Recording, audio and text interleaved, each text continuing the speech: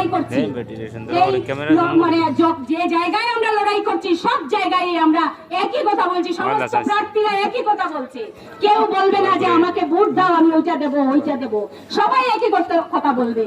এবং আমিও একই কথা বলছি, আন্দোলন শক্তিশালী করব, আন্দোলন শক্তিশালী করার জন্য আপনাদেরকে পাশে দরকার, এবং আমরা ভোটের পরেও আমাদেরকে পাবেন।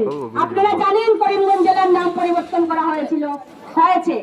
এই করিমগঞ্জ জেলার নাম পরিবর্তন আন্দোলন হয়েছে দীর্ঘদিন, 6 সেপ্টেম্বর স্ট্রাইক হয়ে আমাদেরকে মেরে পিটে রাস্তাতে ফেলে দিয়েছিল, আপনাদের জানা।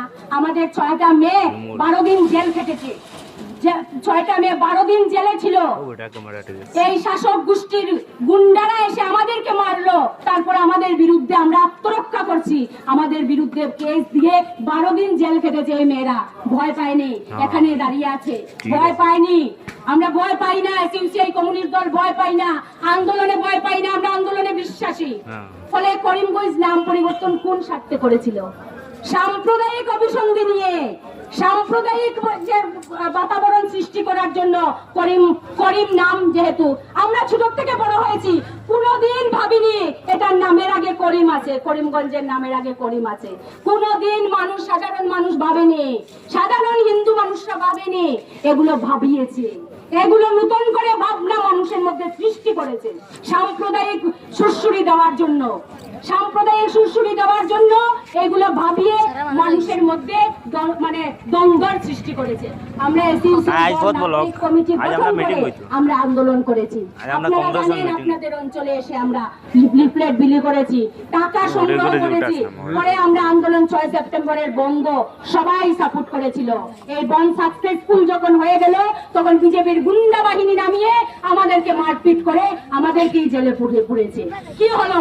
মানুষ নিন্দা জানিয়েছিল, বিজেপির পুরনো মানুষগুলো নিন্দা জানিয়েছিল, কেউ ভালোবাসেনি এদের গুন্ডাগর্দি।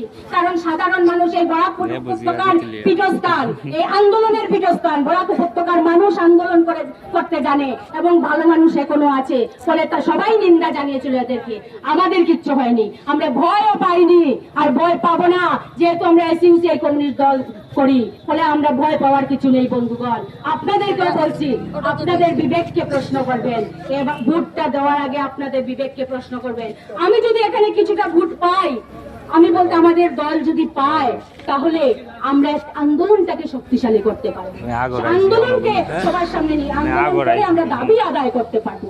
এই কথাই বলবো আপনাদেরকে। তার জন্য আমাকে টর্চ লাইট চিহ্নে আপনারা ভোট দিবেন, এই আবেদনটুকু আপনাদের সামনে রাখছি।